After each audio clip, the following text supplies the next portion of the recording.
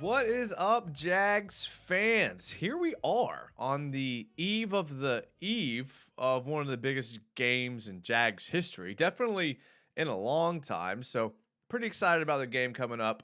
We're going to be breaking down the Cowboys film and kind of seeing what the Jags could and should be doing to win the game this Sunday at TIAA Bank Field. Before we dive into the film, though, I always got to plug the social media. Social media, Twitter, Instagram, that's where I communicate with you guys the most.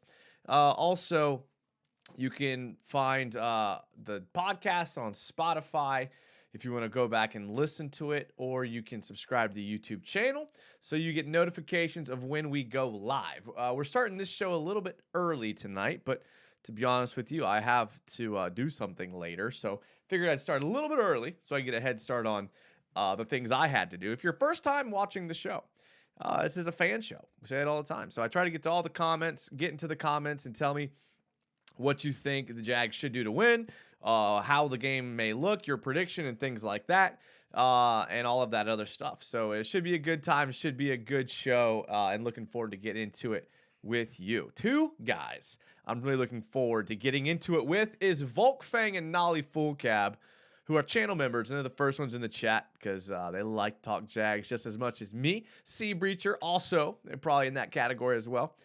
Matthew McCrae says, yo. Alana's dad says, our defense should have us all worried. Defense looked okay against the Titans. Matthew McCrae also says, good to catch a live show for once. Joseph Drawbond says, finally. I like it. Volkfang says the way the fans and Micah Parsons are talking, the team might accidentally take a flight to Philly this week. Now, I typically am one of these people that says these are grown men that are professionals. They're not going to overlook the Jags. Like the fans may, but the coaches and the players aren't. I typically would say that, but it was concerning kind of seeing everything coming out. And I don't know. I mean, like, I still kind of err on the side of I don't think these professionals are going to overlook a football game. Like that's not how it works.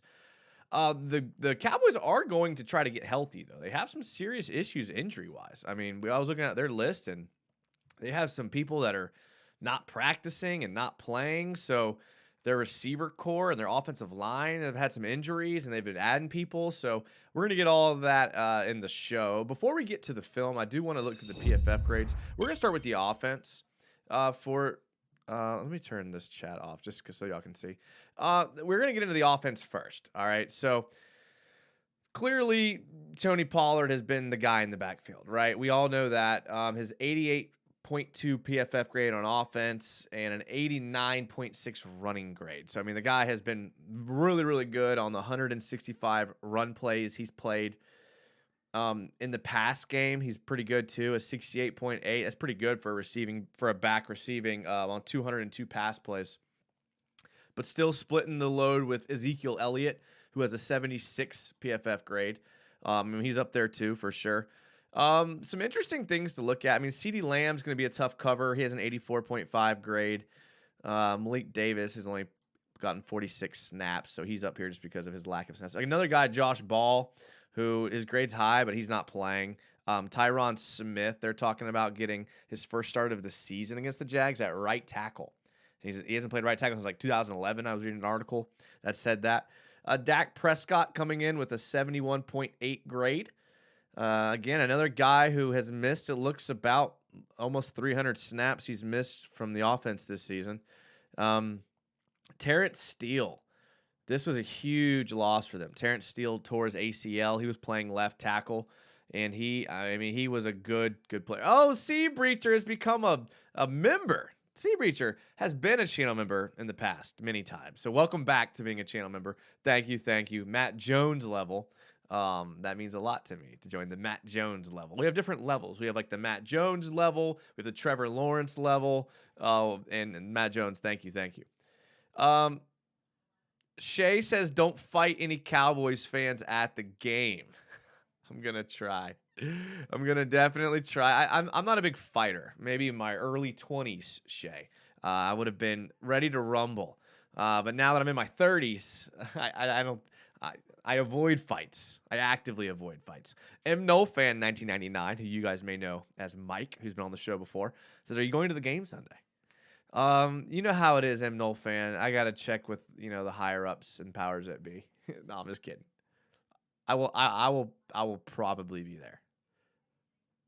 Volkfang is a channel member, says McCarthy was talking about how deadly Trevor can be, so I know they're not overlooking it, but the amount of Cowboys fans I've seen acting like this is the same team as 2020 are going to get caught napping. Yeah, you're right. Listen, fans are going to overlook it. But coaches aren't and players aren't. All right. Let's get to some of this film. All right, so we're going to start with the Cowboys offense here. All right, and so obviously Zeke and Pollard are going to be the two guys you're going to have to start. I was looking through their subreddit, and they were worried about the receivers or the lack thereof. I mean, they were saying all of Dak Prescott's interceptions were on the receivers, right? Typical fan stuff. But then they pointed out that Tony Pollard and Ezekiel Elliott have combined for over 1,600 yards rushing and 18 touchdowns. And I mean, there's a reason. I mean, they are good. I mean, they're both really good players, even when the offensive line is not good. I mean, Zeke is just, he's big and hard to bring down. Like, look at this. I mean, like, this is just a simple inside zone. They're going to line up in a pretty tight formation here. Pretty tight formation. That's a very thin line. Let's go a little bit thicker. There we go. All right. The tight ends lined up tight. The offensive line is going to move this way, and then they're going to pull 86, and he's going to get here, and he's going to seal the block. Elliott, again, not a guy who's like insanely quick anymore, but again, he's hard to bring down. He right cut, picks the right lane, gets upfield. Petrie, who's been a decent safety for the Texans this year, misses the tackle there. He finds the gap, he gets upfield. Like, the Jags are going to have to stop the run, and they don't get tackled backwards. I mean, I got one play where they don't get a fourth down, but they still don't get tackled backward. Good player. So Ezekiel Elliott, we know we got to worry about. Who's the other guy? Pollard. You got to worry about Pollard, right? So they're going to bring Pollard here on a sweep, and they actually have Zeke and Pollard here on the field at the same time. So if you take a look, they have Zeke in the backfield. One tight end set. They're going to run a sweep, and just poor defense, good blocking, good call, however you want to call it. This is what the Jags are going to have to defend. This is going to be the biggest issue for the Jags going into Sunday, is being able to stop this Ezekiel Elliott Pollard run game. And they're going to run the play action off of it. If they can limit the run, because I don't think you can entirely stop it, but if they can limit the run, then I think you have a situation where you make Dak have to throw, you make him have to pick up yards, get him in, and this is the game plan for every game of all time, get him in third and medium or long, right? I mean, everyone always tries to do that every game. Can they, is the big question here. Let me try to get caught up on some of these comments. If you're listening to the podcast after the fact, which apparently a lot of you do, as I've been checking the metrics and analytics, you guys do like the podcast. I'm reading comments. So if you're listening to the podcast, come on to the show and type in the comments. We're live shows Tuesdays and Friday nights, 9 p.m. typically. We started a little bit early tonight, but it's a Friday. Sometimes that happens. Ron Beedry says, hello, Jason. Go Big Teal. Okay. He's tried to say that a couple times. Yeah, absolutely. How's it going, Ron? Glad you're here. Elliot Crabtree says, Duval. Malik Washington says, yo. Elliot Crabtree says, I predict a big day for ETN on Sunday. Okay. Listen, I like it. I hope so. Ron Beedry, is the question, can our defense stop the Cowboys? We couldn't stop the Titans. We just took the ball from them. That's what we've got to do again, I guess. Okay. Interesting strategy. Interesting perspective that we didn't stop them. We just made them turn the ball over. I didn't really think about that. All right, so obviously Zeke and Pollard worry me. Here's another play that I found that I thought was interesting, and I thought perhaps the Jags might have a difficulty stopping it if they're not ready for it. But this is the type of thing that a quarterback like Dak Prescott can give you. And Cowboys fans are even clamoring for Prescott to run the ball more. They think he should be running the ball more. But he can do this type of thing. I guess it's against the Giants. I mean, just Dalton Schultz, by the way. Like, there's some Cowboys fans that were, like, not happy they signed him. I love Dalton Schultz. I mean, look at this dude blocking. I mean, look at him. I mean, this is what's tricky. I mean, if I see a tight end lined up like this, I mean, I know they're an 11-gun personnel, right? One running back, one tight end. But if I'm lined up against a tight end and I see him in this stance, I'm thinking he's running a route. Like, he looks like he is, like, ready to run a route. The whole team, the whole offensive line looks like they're in a pass protection stance, right? I mean, he is giving the look of running a route. And then look at what they do at the snap. At the snap, nope, coming right at you. Great blocking by Schultz. He blocks two different people on this play. Did you see that? Watch him. Gets 53 out of the play and pancakes 20. I mean, that's what they're going to do. And they can run that option stuff, and it's going to be hard. I mean, you just got to be ready. You got to be disciplined. You got to be ready to stop it. DTWD says, after we win on Sunday, we are not leaving the stadium. I love it. Hey, I'll be there. I'll be there. So if you're there, make sure to find me. Hit me up. It's going to be busy. You probably won't be able to follow. If you can find me on Sunday's game, that's harder than Where's Waldo, because it's going to be insane. It's probably going to be 65% Cowboys fans, by the way. Because I say that because it was about 60-40 at least Giants fans at the Jags-Giants game. So I'm guessing this one's going to be even higher. It's all right, though. When we win and send them home sad and quiet, they're going to be sad. Here's another thing we're going to have to stop. CeeDee Lamb, who he's a little bit down the tier of worry list for me, but you got to tackle, right? We see here the missed tackle. Rodney McLeod Jr. for the Colts, who's been in the league for a long time. I mean, he's a veteran. Just misses the tackle. I mean, it's one of those unlucky plays where they thought they had him down on the ground, but look at what they do. They're going to put him in. I mean, this is what the Cowboys are going to do because they probably don't entirely trust their offensive line completely. They put CeeDee Lamb in motion. They're going to stop him here and then just run him on a drag the opposite way that he came. The offensive line doesn't do an incredibly great job giving Prescott time, but when this type of three-step drop, I think it's a three-step drop. 1, 2, 3, 4. Okay, so about 3 to 4 step drop there. That's a quick throw. That's an easy throw.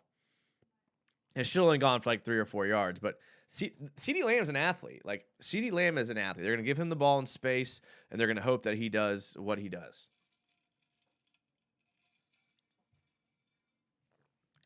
Volkfang channel member says, I think Trayvon is a game time decision. Everyone else should be good to go. So who gets the snaps? Is it Arden Key gets some more snaps? Dwan Smoot, Clavon Chazon gets more snaps? I don't know. I mean, we're going to get to the Cowboys defense in a second, but I mean, can you imagine having like we have Trevon Walker and Josh Allen, and they're good players for the most part, relatively speaking. But can you imagine having Micah Parsons and DeMarcus Lawrence? Like, that's two edge guys. I mean, oh man, that would be nice. Sea Breacher, who's a channel member again, says, all I want for Christmas is to beat the Titans week 18 to put us in the playoffs. That would be an amazing Christmas, New Year's, whatever you celebrate gift there. Clamp on seat. Nolly Fullcap says, wait, so we get Cisco and Shaq Griffin on the field again? Wonder how many snaps Dewey plays now. I haven't seen anything about Shaq Griffin, and that could just be I just haven't come across it, but I kind of hope Shaq Griffin doesn't get on the field. DJM says, Jason-san, I think I followed DJM on Instagram today. So if you're not on Instagram, get on there. Follow me, Jaguars United _ Shay says, did you hear the Dallas radio guys with absolutely no respect to Jacksonville this morning on the drill? Makes me want to win even more. What a bunch of clowns. I listen to the drill almost every morning. Today I didn't. So I missed it. And I'm kind of glad. That would have made me angry. And it doesn't surprise me, though. I mean, Cowboys fans there's a reason why people don't typically like Cowboys fans. Not only are they not from Dallas, or they're also fans of like the Lakers and the Yankees and things like that. But yeah, I mean, some of them think that the NFL world revolves around them. I'm sure there's a lot of good ones out there. Zach Jones says, Duval, baby, let's go. Jeff Singer says, I think we get out to the fast start and make them pass to beat us. I like that. Now, here's we looked at some good clips here from the Cowboys, but the Cowboys will give you some chances here to get the ball back, right? Like, this is a 4th and 2. The Cowboys are going for it. Mike McCarthy. And listen, this coaching staff for the Cowboys, I mean, it's like an all-star coaching staff. I was just looking at the coordinators, and like I had to be reminded that the head coach, Mike McCarthy, obviously we all know his pedigree. Kellen Moore, the offensive coordinator, he was one of the hot names in coaching. He's kind of waiting to pick his job, to be honest.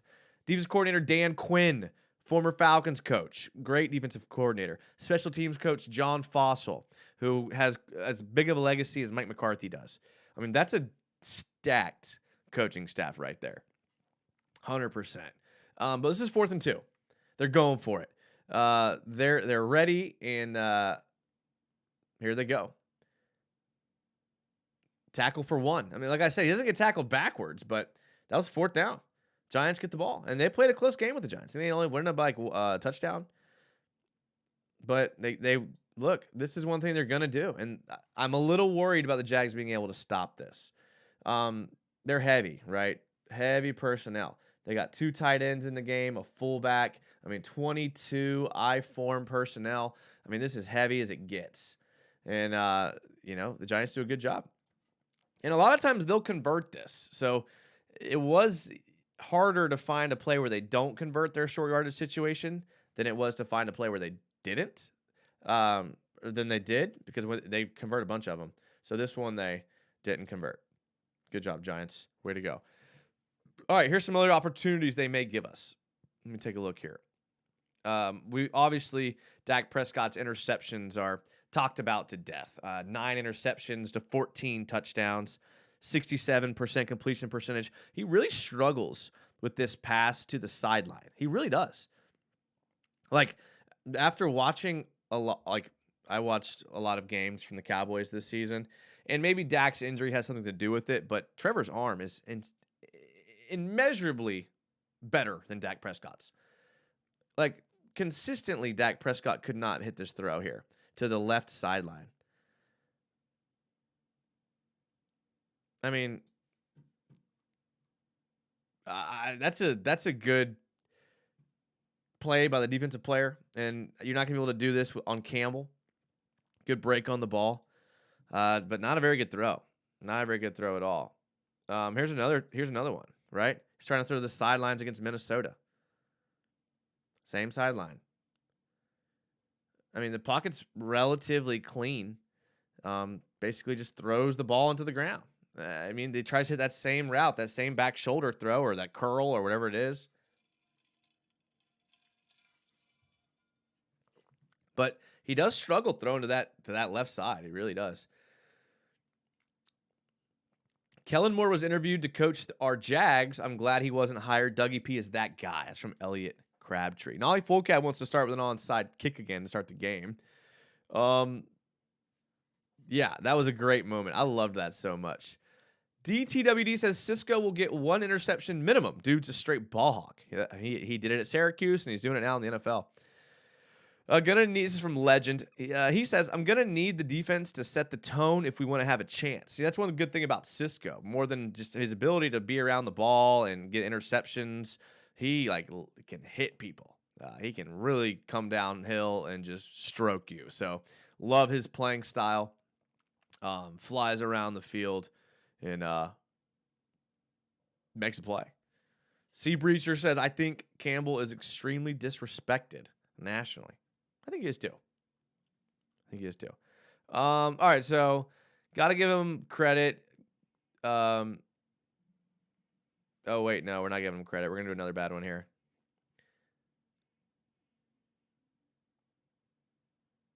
We already saw this one.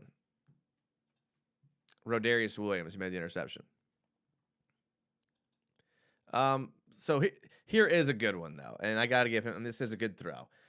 So obviously he's better throwing to his right because he's rolling out to the right here, and look at this. I don't know if it's it's a good throw, but that's a cool angle, too. It's a cool angle. I mean, just rolls out to his right. This was like kind of at the end of the half. I mean, that's kind of like going into the half, I think. So they were just kind of pushing the ball down the field. But look at this throw. I mean, this is a tight window. Let's see here. So it's a pretty quick release. I mean, that's a tight window right there. Look at this. His receiver is right here. He's got a guy here, a guy here. I mean, it's got to be thrown perfectly right there. So got to give him a little bit of credit. That's a good catch and throw. But the left side, I feel like he's not as good there. Cody Jackson in the comments says Mooma needs a pick. DTWD says they named Campbell captain this week. The Jags did. Good. It's about time. Elliot says, I remember when Chiefs fans complained about Andre Cisco's hits. Those were some gnarly hits, to be fair. Those were some gnarly hits. All right, let's flip over to their defense. Obviously, Micah Parsons is the guy right now. Can't blame fans for being excited about him in the national media. I mean, he legitimately could be, I think, in MVP talks. He's that good. A 91.1 defensive grade on the season. A 91.3 pass rush grade. 76 run defense grade. And a coverage grade of 81.9. In fact, the thing that's bringing his grade down even a little bit, and it's a 91, is he has a 69.5 tackling grade. So that's crazy to think about. You guys know me. I like PFF. These are some insane numbers. Some insane numbers for him. 12 sacks, 35 hurries. That's crazy, man. That is absolutely crazy. He's a stud. One of my favorite players in the league. I wish the Jags had a guy like him. I thought Josh Allen could be him. I really did. I was big on Josh. I wasn't as big as a lot of people. A lot of my friends got me excited about Josh Allen coming out of Kentucky, and I think it's just partly because I didn't watch a lot of him at Kentucky. But his size and length and speed and athleticism excited me, and I hoped Josh Allen was going to be what Micah Parsons ended up being, but he wasn't. And that's life. Alana's dad said Micah Parsons has been awfully quiet for the last 2 weeks. Okay, all right. Well, hopefully he stays quiet and doesn't come out of dormant. The closer, 424, says, I love what Cisco brings to the defense. Me too, closer. Me too. For sure.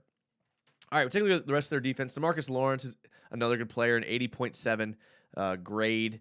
Pretty, again, tackling, bringing him down as well. Deron Bland, who has not played a bunch, 373 snaps. And, in fact, I don't think I remember seeing him too much on the field for whatever reason. Malik Hooker, Leighton Vander Esch. So this is a pretty good little solid 5 right here. After that, it gets a little dicey, right? Sam Williams, rotational edge player. CJ Goodwin, who's played in like 1 snap, so you can't really count him. Donovan Wilson is pretty good. Javon Curse. Trevon Diggs, I think, is overrated. I think he's overrated. 100%. So we're gonna see a play where he gets burnt. But you start looking down here on Dante Fowler. We all remember him. We all remember and love Dante. So I don't know. I mean, I think they get a lot of credit for having a really good defensive line. 49ers kind of built the same way, right? If you have a dominating D line, it makes everything look better. They're showing on the Thursday night game with the 49ers how they just kept drafting D linemen, right? Bosa, Kinlaw, goes on and on and on. DeForest Buckner, because they knew the importance of a good D line, and hopefully the Jags follow that. And but yeah, they're pretty good here. All right, so let's take a look at some plays. This is the Cowboys giving up a vertical, if I can get it to pull up here. And a bad thing for the Cowboys is that Anthony Brown, this corner at the bottom of your screen, is out for the year. That's the bad thing for the Cowboys, but at the same time, he got burnt a lot. So what's more important to take out of this, because number 3 is not on the team for the rest of the season, is this is what they like to do, and Trevor is going to have to realize this. The Cowboys are giving you a too high look here, right? 2 safeties, so a cover 2 would be what you would expect pre-snap if you're the quarterback. They're splitting the field in half, and they're playing half and half. But at the snap, this safety is going to roll down, and he's going to roll to the middle of the field, right? That's important because now along the sidelines, you have 1 deep player on each sideline, whether they're just in man, right, which they probably are because of the spacing of the offense, or they're in what's called cover 3, where they're 1/3 here, 1/3 here, 1/3 here, then they still have the same responsibility. So they're going to put the Jags in this situation a lot. And you can really only run this if you trust your corners, and the Cowboys do. So they're going to be running this a lot. It's going to be up to a guy like Zay Jones, Marvin Jones Jr., who is the tallest of the bunch at like 6'2", 6'1", whatever he is. It's going to be up to him to make these plays on the outside, and whether it's whoever the corner is playing now, I have it somewhere in my notes, or Trayvon Diggs, you're going to have to beat them. There's a play here. I have another play. This is Trayvon Diggs again. People are hating on him because if he bites so much. I mean, he does. This was just a simple pivot route, right? You're going to see a pivot route from the outside. He's going to run in and then out. You do want to cut off the inside and man. I mean, these routes kill man coverage. Kept inside leverage. Thought they were going to throw the slant and just got beat. Took a shot. I mean, Trevon Diggs will take a shot now. He will try to get a pick. So Trevor, we looked on our last video, we talked about Trevor Lawrence's pump fake he's developed, his really quick shoulder twitch where he makes the defensive back think he's about to throw it. He did it on both touchdown passes, or 2 touchdown passes last week. It's going to get a guy like Diggs. I really do. DJM says, as long as ETN is productive, we're winning. So a lot of you think it's on ETN. A lot of you think it's going to be on him. Okay. Elliot's saying he hopes Trevon Walker plays. Chris Mason says, Allen is the OG baller, will break out this game. 3 sacks. I would love that. Got to start fast. Get the lead. T-Wig. Yeah. Listen, I agree. Is that what he said? I agree. How else? Take a look at this. Same thing. There's that cover 1. They're not even going to disguise it pre-snap or cover 3. They're just going to sit in it. And I think that's Slayton, I think, catches it on the 1-yard line. I mean, again, this is Anthony Brown, who's out for the year, getting beat on the sidelines. But that's how you're going to have to beat this defense over the top. And I don't necessarily like playing teams like that, but at the same time, it's like feast or famine, right? So Zay Jones, Marvin Jones, maybe Kirk can outrun someone. Kirk's more the type of guy that's going to use this to like work underneath, right? Like Kirk is going to run some nice little route where he goes like something like this. So if he has time, Kirk can get open, but it is going to be this cover 1, which, hey, it may help underneath. I don't know. Maybe guys like Ingram and Kirk do get open. Elliot says T-Law's pump fakes gets the defenders jumping. Malik Washington says the whole team is finna show out. I like it. Finna. I like that. M. Bosworth says if we run the same offense as last week, 42 passes and 20 runs, we will win. We need to prioritize the pass once again. I like that, Bosworth. It wasn't so long ago that fans were wanting to prioritize the run, and that was really boring. I'm glad we're past that. Alana's dad says Josh Allen and Smoot going to do what they did to Buffalo last year. I like that. Chris Mason says the Jags are gelling. X Factor is Jags defensive coach. So I think I've watched enough of Mike Caldwell to kind of understand what he likes to do.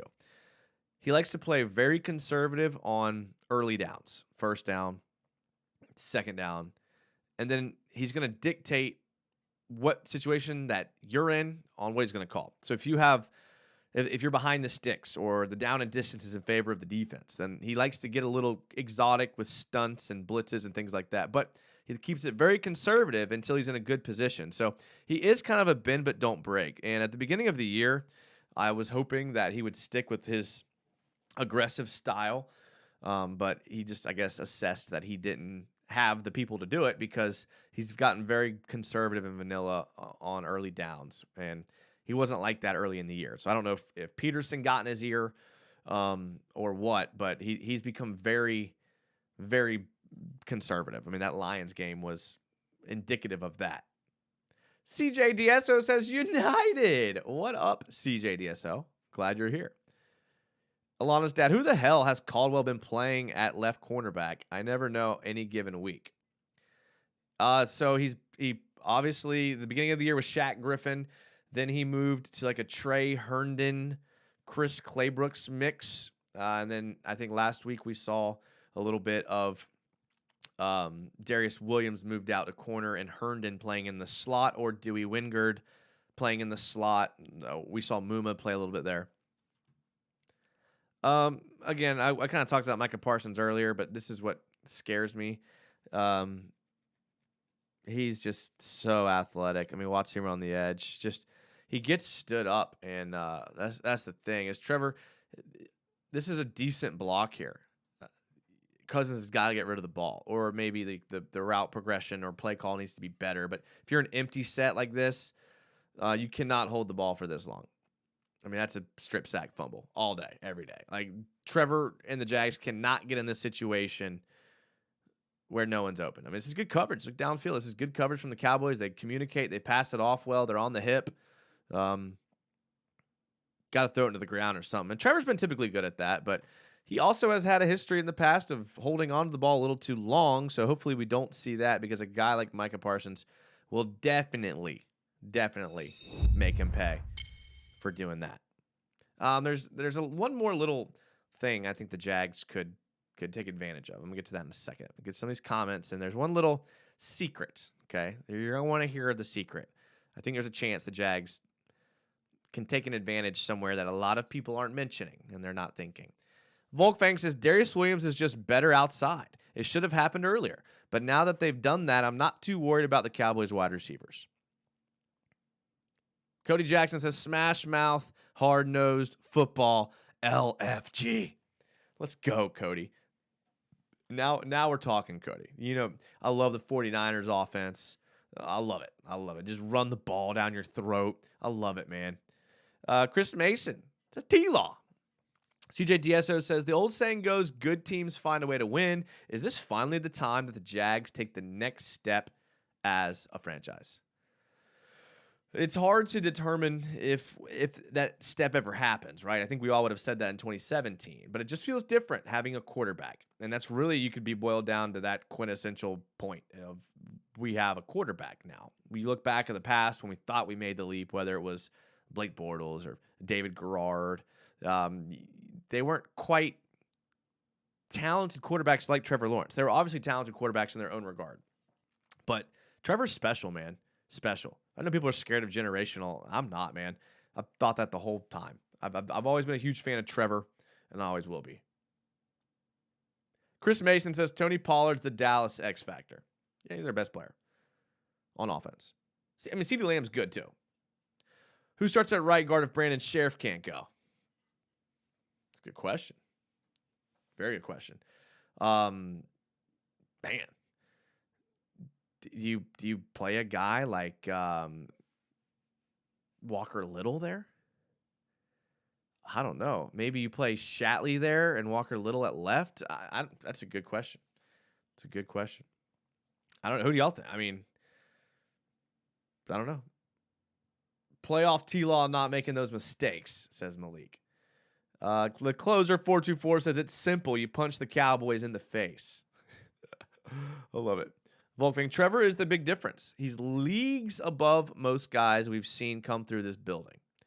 Atert says Walker Little should play guard. Legend says Van Lanen. That's who I was trying to think. Cole Van Lanen, the swing guard. He's not very good. That would be disastrous for us as far as wanting to run the ball or protect Trevor. Oh, man. All right. So I teased it a bit. What's the secret formula? Now, I know I talked about Jim Fossil being a legendary coach. But in recent weeks, and not all season, but in recent weeks, the Cowboys have shown a tiny chink in their armor. Tiny chink in their armor, right? It's on special teams. All right? So check out this first play. All right, this was against the Texans. This is why their game against the Texans was so close.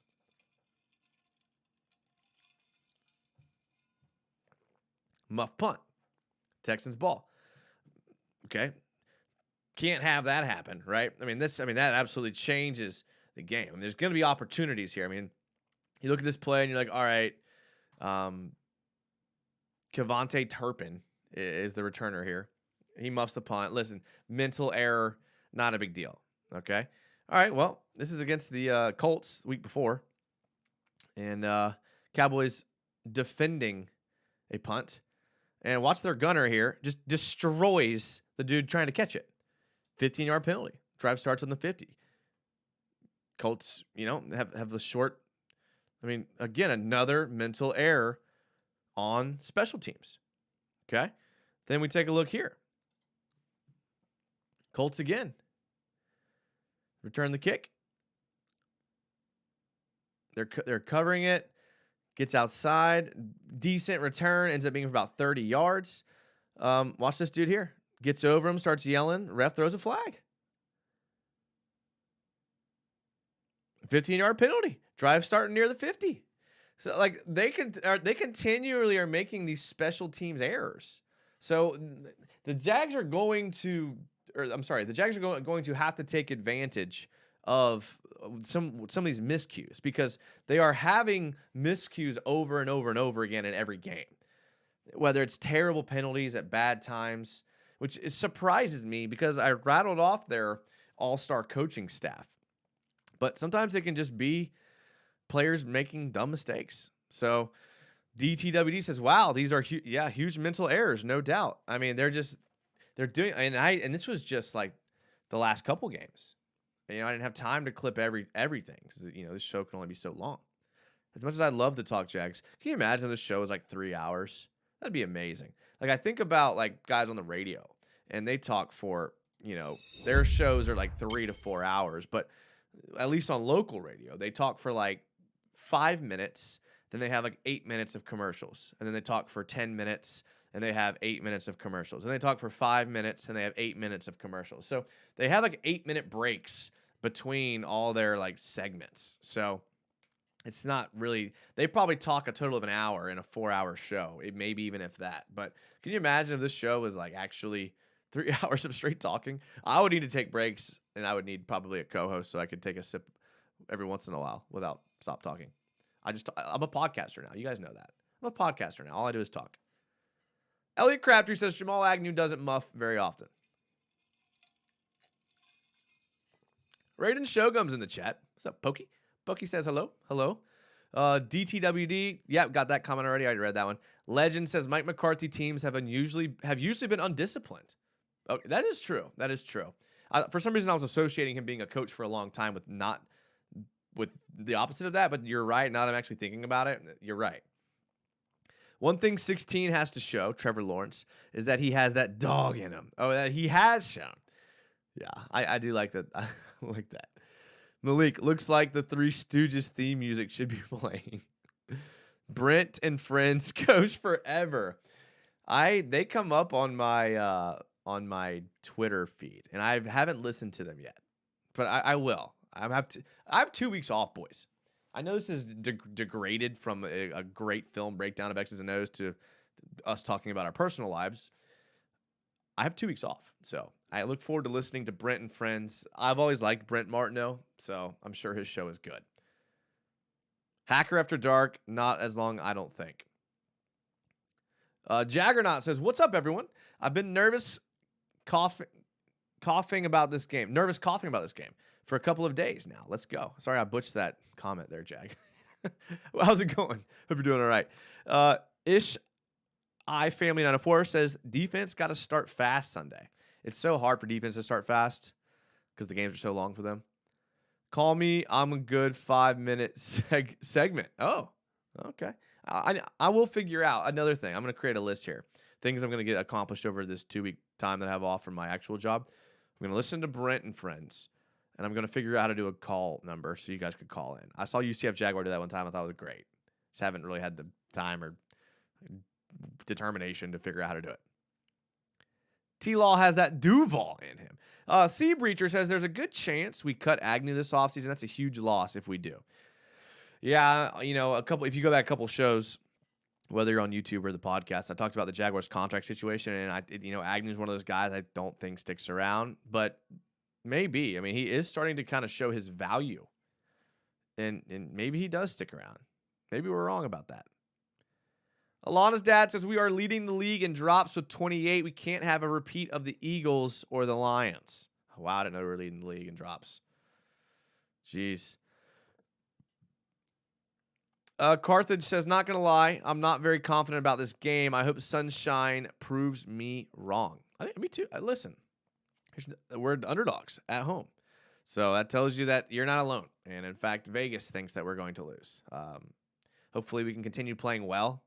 The momentum we got from the Titans game could spill over. I think it's what a lot of fans are hoping for. Gladiator97 says, "What type of coach is McCarthy? Schemes, players, my way or the highway kind of guy? And what do you think of him as a coach overall?" I think he's kind of underrated because he usually makes the playoffs. So he's definitely a players coach guy, 100%. He's more of like a CEO type guy, right? He's not a play caller anymore.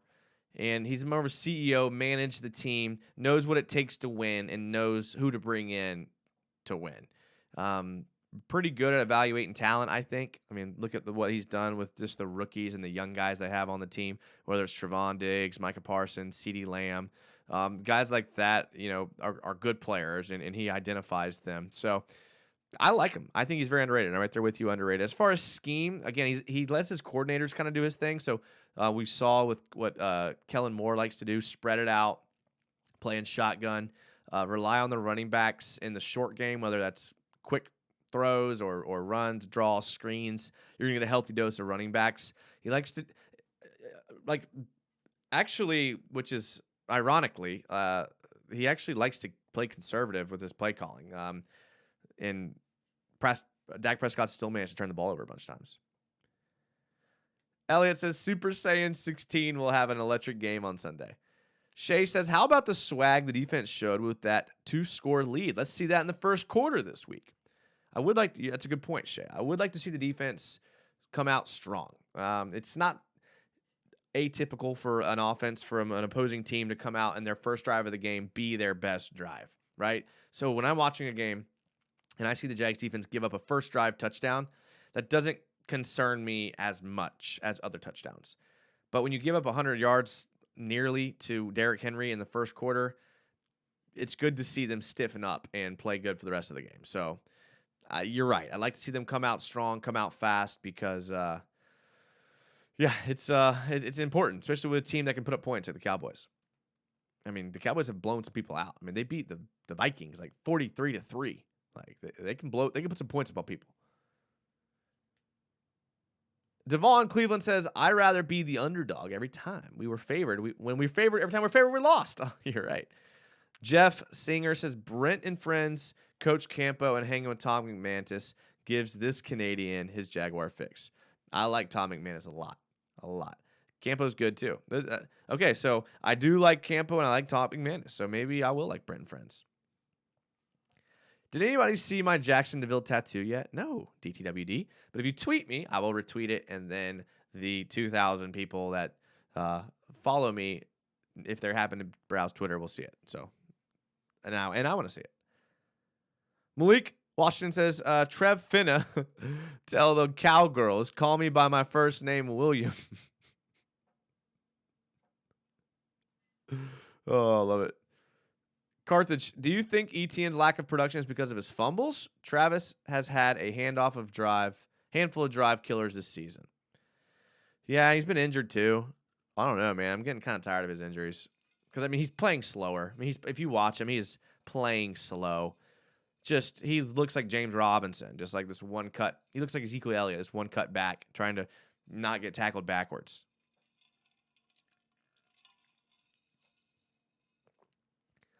LOL, Wilhelm. Oh, I got it now. I love this chirpy Trevor. He's definitely playing well enough to get in guys' faces. So maybe, I was thinking about this the other day. I thought maybe Trevor got outside of himself in that win. I thought maybe like he had all these emotions boiling up from losing for a year and a half, and this was like him like, let's go, respect me.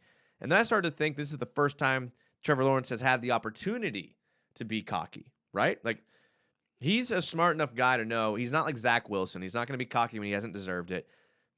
But he's smart enough to know when he's earned respect from the league and teammates, and he's getting there. So maybe this is who Trevor is.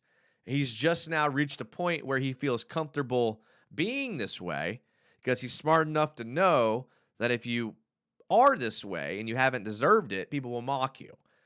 But if you are this way and you have deserved it, people will be like, this dude's it. It's him. He's the dog in him, whatever you want to say. So that may be where we're at. Cody says, what if we stomp the Cowboys in national spotlight? 30+. 17. Do you think, or 30 to 17, do you think the Jags will become New America's team? I hope so. And if so, I hope that they have the opportunity to make the playoffs. It would suck if they win and then the Titans went out and you're like, man, we were a better team. Like, if only we had beaten the Broncos and the Texans. Well, duh, that's how the NFL goes. So hopefully we figure it out, man, next year or this year. Hopefully Titans lose. If McCarthy's a player's coach, what type of guy is Doug Peterson? Almost everyone's a player's coach nowadays. Like, you have to, I mean, the old, my way or the highway type guy isn't really around anymore. You think a guy like Bill Belichick, Kyle Shanahan has a system, but he's a player's coach. Same with, guys like Mike McDaniel. I'm trying to think of guys who are like these hard-nosed guys. Ron Rivera, but even he's softened up, over the years. You have to be a player's coach. I mean, these guys know their worth. The NFLPA has done a good job empowering players, and rightly so, man. Rightly so. I mean, these guys are the talent. They get treated like talent, and when I say talent, like, there's no second thought or remorse if they cut one of these guys or trade them, So it's hard for me to expect these players to have loyalty to a city or a team or a fan base when everyone's just as quick to drop them. So good. I'm glad. It's hard to mock the guy at the top of the totem pole. That's for sure. Trev seems like all business now. It's true. This week I'm like Arnold Schwarzenegger. Go Chargers, go. I love it. Will Bill Belichick even win another Super Bowl? Mac Jones doesn't look that good. I wouldn't bet against him, but winning Super Bowls is hard. All right, boys. I think we're doing a short show tonight, and I got some stuff I have to do tonight. Who's the most underrated guy? Ask Cade Charles. Most underrated player. That's tough. I have to go with probably Zay Jones. Zay Jones, probably.